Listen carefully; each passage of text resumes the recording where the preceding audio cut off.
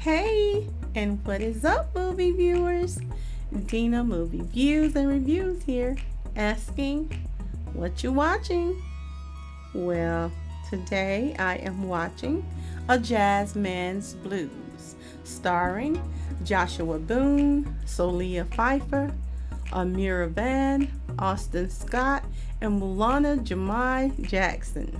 Written and directed by Tyler Perry. Now, A Jazzman's Blues is said to be from a script that Tyler Perry wrote 27 years ago. And he is quoted as saying, I had to be strategic in what I was doing before, so I had to make sure I had a hit after a hit after a hit.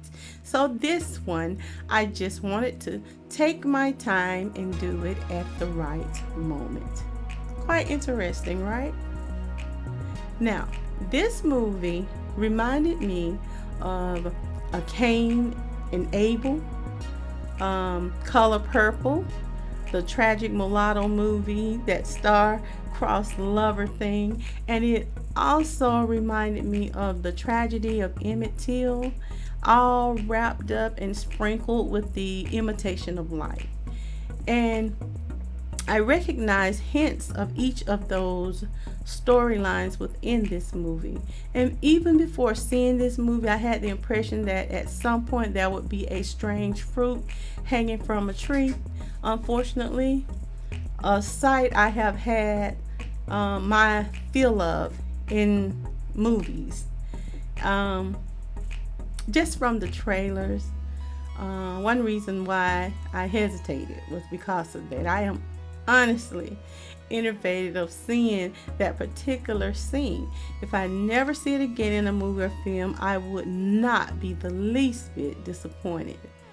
But this story opens with a TV plan that shows your typical racist politician speaking his views as to his opponent using affirmative action to get where he is, and stating that he will do away with affirmative action if he is indeed elected. The TV itself and its surroundings helps the viewer to determine kind of the decade in which this scene was taking place.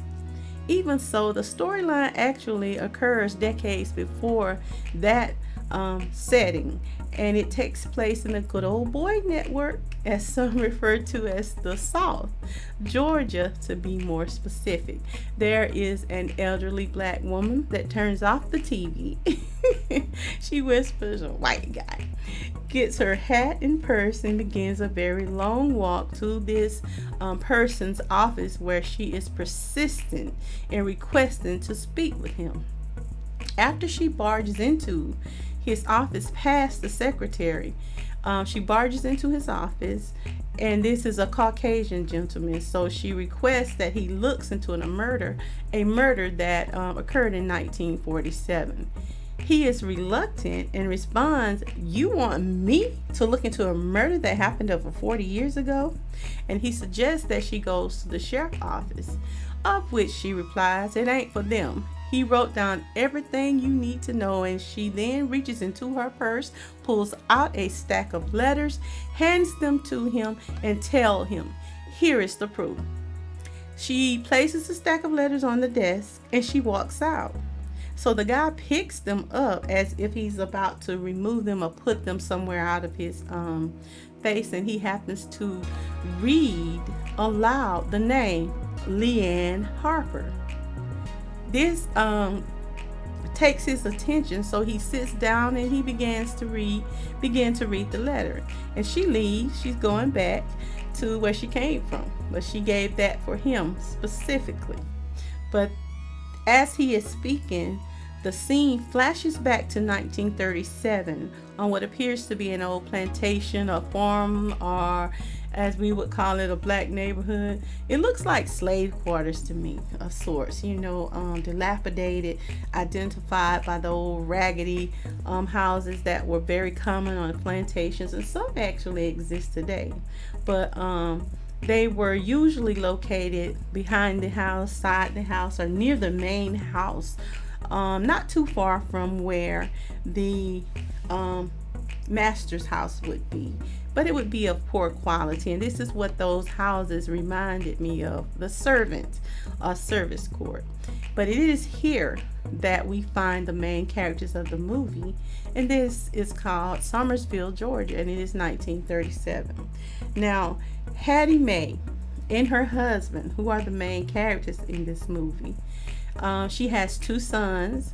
One is called Bayou, and one by the name of Willie Earl. Bayou is a darker skin tone, and immediately you notice this. The other one, Willie Earl, he looks like a mulatto, as if he's mixed. And Willie, the mother almost looks like she could be mixed or light skin black, but Willie Earl is closer to the skin tone of his mother. Now, even though the mother, Hattie Mae, is married to a very dark-skinned black man, it still made you question, who is Willie Earl's father? But we do know that was something that was very common for slave owners to rape or impregnate slaves and former slaves, regardless of them being married. So that was very common. But in this case, this setting, it is somewhat festive. It's like a cookout of sorts. The atmosphere is festive. They're dancing. There are children running, playing, and dancing. They're cooking a mess of food, and they're playing musical instruments while Hattie Mae is singing and dancing. Her husband plays the guitar and the harmonica. It's like a little band. And it is quite a musical family. So Hattie Mae is a strong, proud, hardworking woman. She's a very good singer and entertainer, and she is one that assists with aiding others and getting better if they're sick. She aids in birthing babies. She is a woman in the community. She helps out whoever she can, but she is enjoying the events. And there is a mixed race young lady that is standing by, and she's observing from under a tree. She's watching. So her son Bayou asks one of the other people there, who's she? And he is told that her name is Bucket, and she is called that because her mother, Ethel Lee, dropped her off like an empty bucket to live with her grandfather. And once she dropped her off, she abandoned her and left to go up north. So she did not like being called Bucket. Her name was actually Leanne Jean Harper, which Bayou later found out when he and she met and talked by the river once they were alone. Now, this was after Bayou was embarrassed by his father for not knowing how to play the trumpet. He seemed to have some disdain for him for not being as good with the musical instruments as his brother Willie Earl was. Willie Earl played the horn very well, and his father was clearly biased towards Willie Earl. Now, Bayou was talented. He had a beautiful singing voice, and he didn't play the instruments too well, but he was talented. But this man, Buster, and Willie Earl were very unkind to Bayou, and later it is revealed as he hurled insults at Bayou as to why he is. But Bayou is smitten by this young lady when he sees her, and they talk a little bit after this get together. And he decides that he's gonna dress up, and he is prepared to go ask Bucket, as she is called, her grandfather, if he can take her to the social. So he's all dressed up, and he's headed her way to her house. Once he arrives at her place, the old man is standing on the porch, and Bucket sees him coming, and her grandfather is standing there. And as Bayou is about to speak, Bucket begins to shake her head. She's saying no, implying don't ask. So instead, Bayou thinks of something quick, and he asks the man if his mother could wash clothes for him. Does he have any clothes or things that he would like her to wash? And he says, the old man replies, "You think I'm stupid?" "You after Bucket." And he starts to yell at him, "Get off my land before I kill you." But later that night at dinner, Bayou is teased by his father and brother about this rejection. As he is laying down that night, there is a paper airplane that comes through the window, and Bayou picks it up. He puts on his shoes and he runs outside. There he sees Bucket or Leanne, I should say, and they go off, and she asks him if he read the letter. And at that point, she discovers that Bayou can't read. So she tells him what the letter says. It said, "Meet me by the Yule tree." She explains her grandpa passes out drunk every night about this time. They were along the ages of 16 and 17, but each night they would talk and share how they both feel and how they felt hated by their fathers or father figures in their lives. So each night Leanne would throw the paper plane through the window and Bayou would sneak out to meet her. And they would meet under this tree. And they would enjoy each other's company, and she even managed to teach him how to read. But after leaving Leanne, one morning he heads home, and when he gets home he finds his mother and father. They are fussing. And she has a knife and she's telling him, "Don't you ever put your hands on me again." And the father is upset, and he decides that he's going to leave. He's going to Chicago, and he's going to take all of the family money with him. The mother tries to talk him out of taking all the money that they earned, but he took it anyway. And Willie Earl wanted to go with him, but the father said it wasn't the place for a child. So he walked out on his family. Eventually, Willie Earl did leave and go to Chicago once he turned 19. But Bucket had stopped coming and throwing the paper planes for a while through the window. So Bayou would continue to look and wait, but she wouldn't come, and he would go to the tree in search of her night after night. And he started to miss her so much, so one night he just decided he is going to go to her home with a paper plane to throw through her window. And as he was about to throw the plane through her window and surprise her, he looked through the window and he saw Bucket's grandfather sexually assaulting this young girl. Just nasty and disgusting. Anyway, he ducks down and he's questioning his manhood. He felt like he wanted to kill him. He needed to do something to help her, but he didn't. Instead, he wrote her a message on a paper plane, and he eventually was able to throw it through her window. And Bucket met him once again under that tree, that special tree where they would meet. And she explained to him it was a beautiful letter, and she loves him also. Then he asked her to marry him, and he was determined.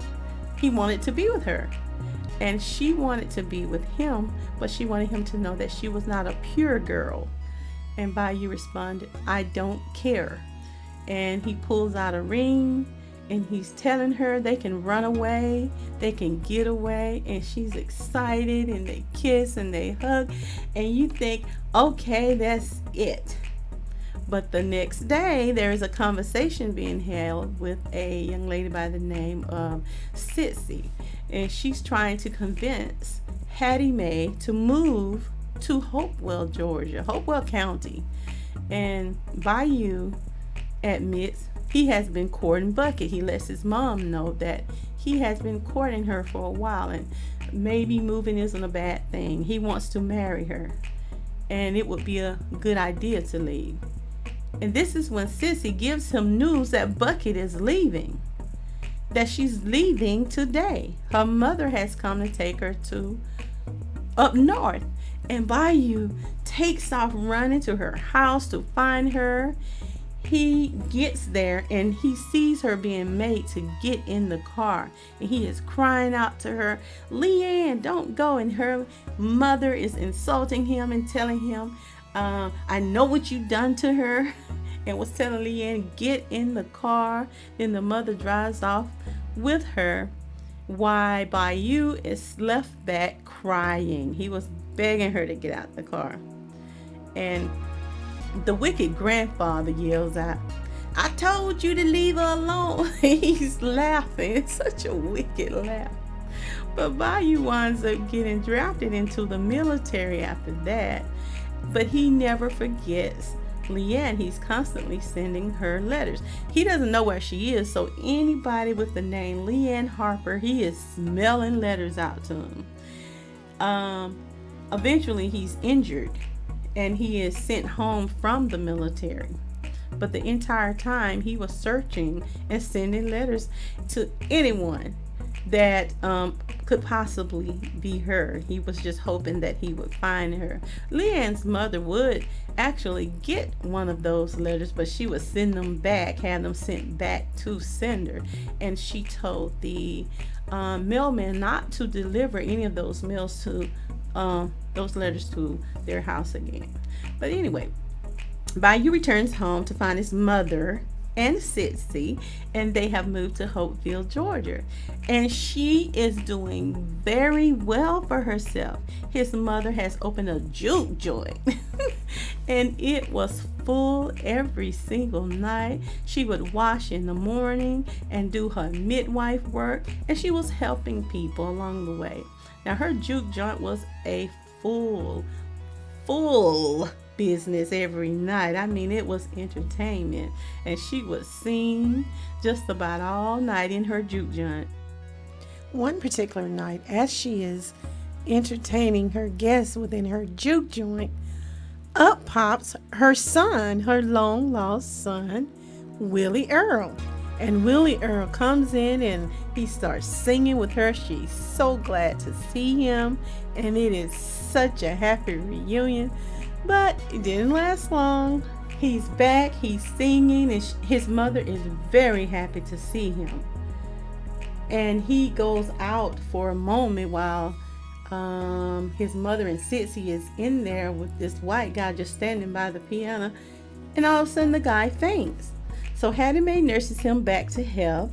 He was said to be a big-time manager from Europe, out of Chicago. He had some people he was trying to connect the older brother, Willie Earl, with, so that he could get him into the industry.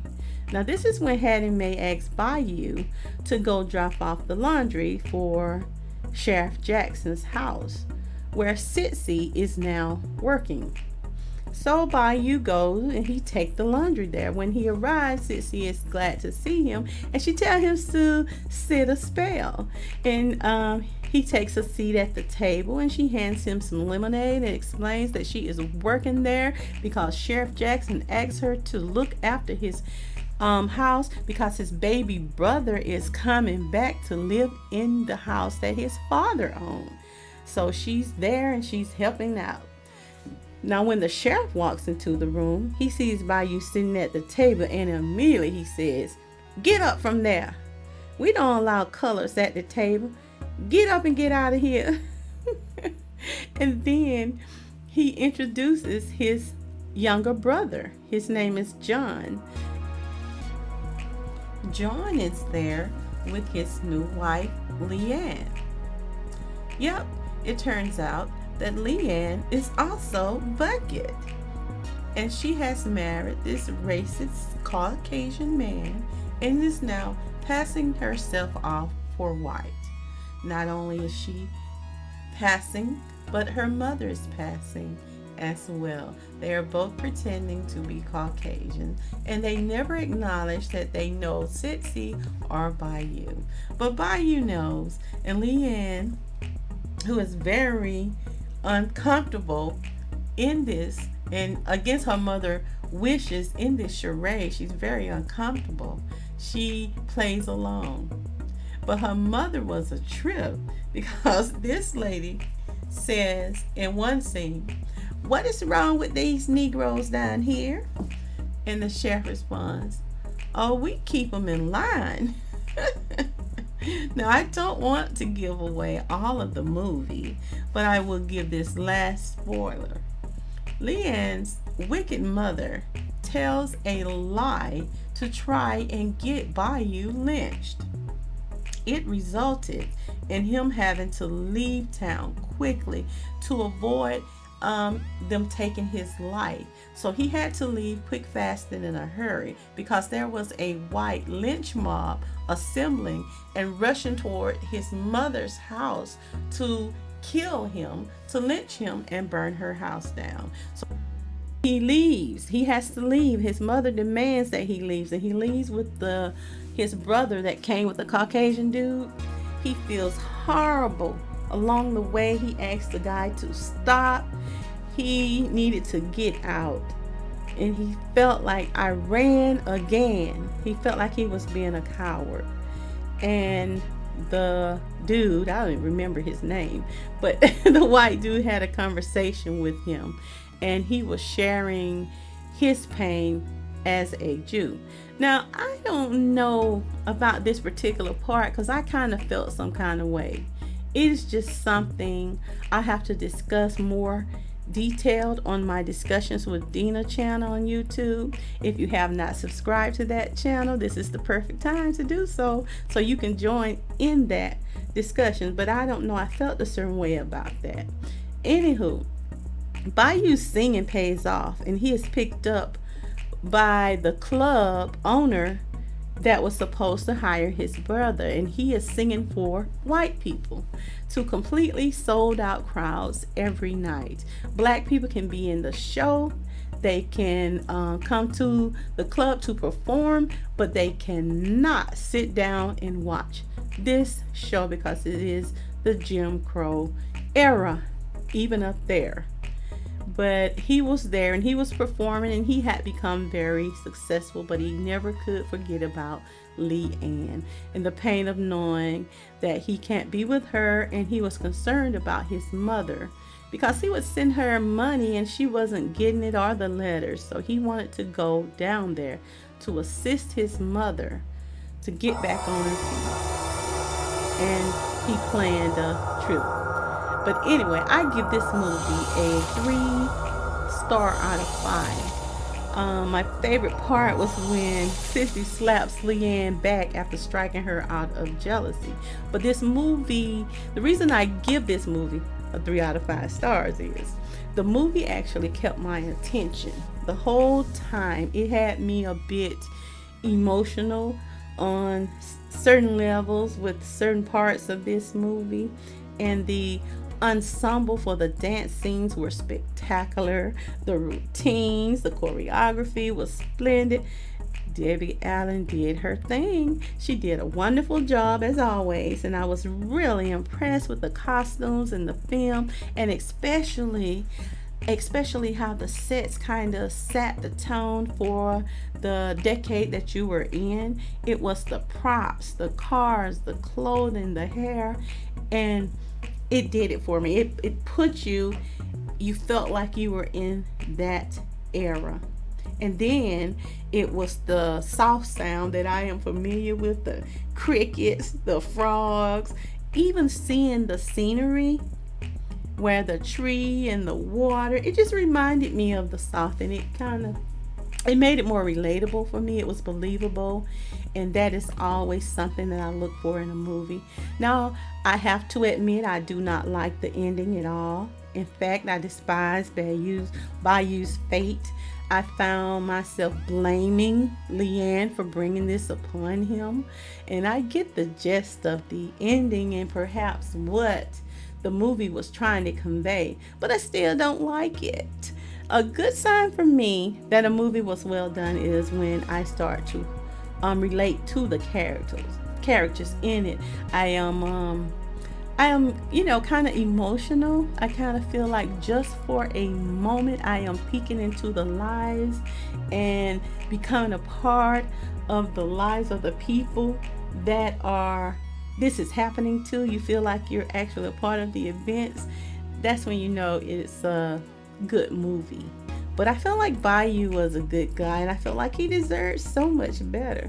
And then I was at one point thinking, just leave that heifer alone, dude. Yeah, I'm from the South.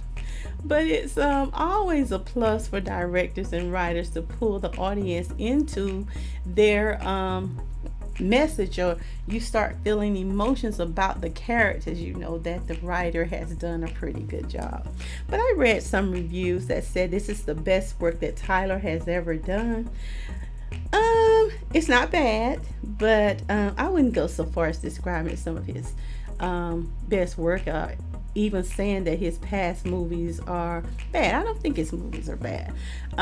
You may not like them or find them relatable, but this movie was okay. My favorite one is Diary of a Mad Black Woman. That's my fave. But please stop it. I think that idea of it being the best work that Tyler has ever done, that comes from people who like to put others in a bubble as far as creativity goes. And just because it was not appreciated by some members of the audience, it was most definitely esteemed by many, many others. And the box office tickets prove that, and the bank accounts denotes that. Now, Jazzman's Blues is rated R, and if you would like to check it out, you most certainly can, because it is now streaming on Netflix. Once you have watched it, leave me a comment on your thoughts on this movie and let me know how many stars you would give this movie. If you have not already done so, be sure to subscribe to Dena Movie Views on YouTube. You can like and share. You can also check out my other channel, Discussions with Dena, where I discuss current topics, events, and concerns to me and you. Subscribe and join in the discussion. And you can also listen on Spotify, Apple Podcasts, or anywhere you get your podcasts. This has been Dena Movie Views and Reviews, reminding you, it's my view. Now, what you watching?